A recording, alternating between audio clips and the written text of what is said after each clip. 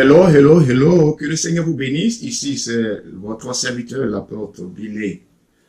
Dans le livre de Marc, chapitre 8, et je lis pour vous le verset 37, il dit, que donnerait un homme en échange de son âme?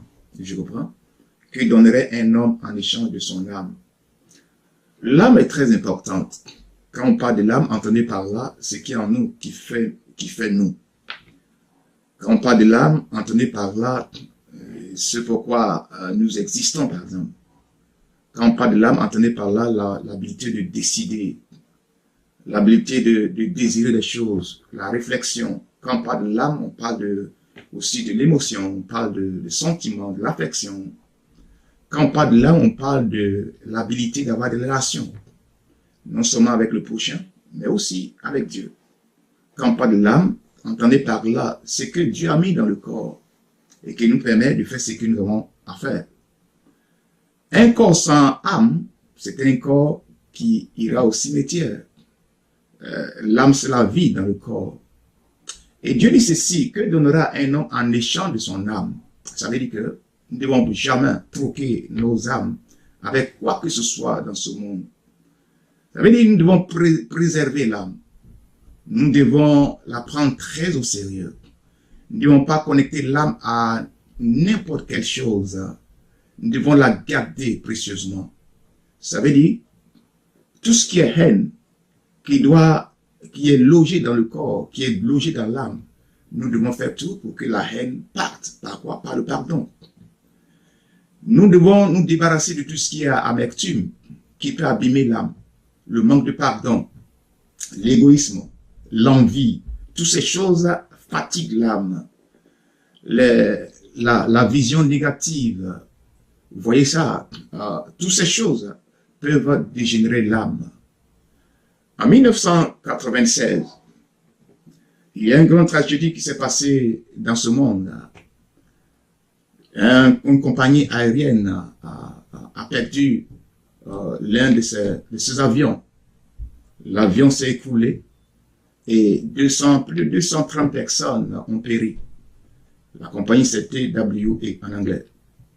Plus de 200 personnes ont péri la vie. Et la nation a été sous le choc. Les mères de famille ont commencé à pleurer. Des pères de famille ont commencé à se lamenter. Les enfants étaient troublés parce que la mort est là. Oui, la nation était dans un choc terrible, bien-aimé. Mais après quelques instants, après quelques jours, je dirais, les choses ont commencé à reprendre. La vie a commencé à revenir après l'enterrement. Le sourire qui avait disparu un temps est revenu. Les activités ont commencé à reprendre. C'était presque involontaire. Pourtant, nous avons perdu la vie.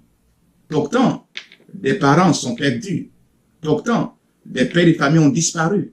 Pourtant, des mères de famille ont disparu. Des enfants ont disparu par cette tragédie.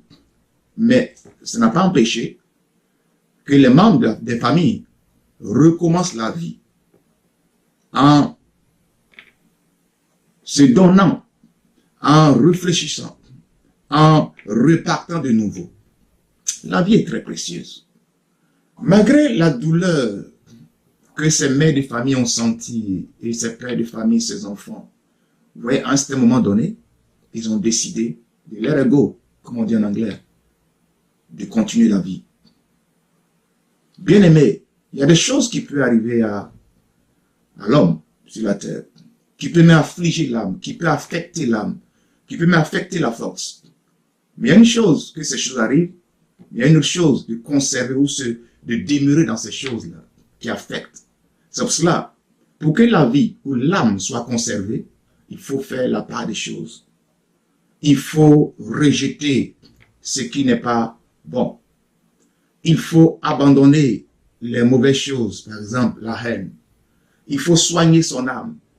Il ne faut pas demeurer sur les choses qui n'arrangent point. Il faut laisser partir le passé négatif. Il faut laisser partir le passé douloureux. Il faut laisser partir le passé qui est embêtant. Il faut laisser partir le passé qui peut être comme un passé de prison.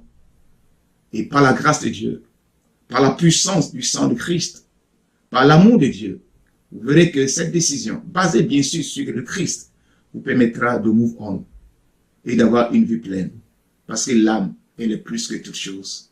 Conserver l'âme, c'est conserver la vie. Que le Seigneur vous bénisse et à bientôt.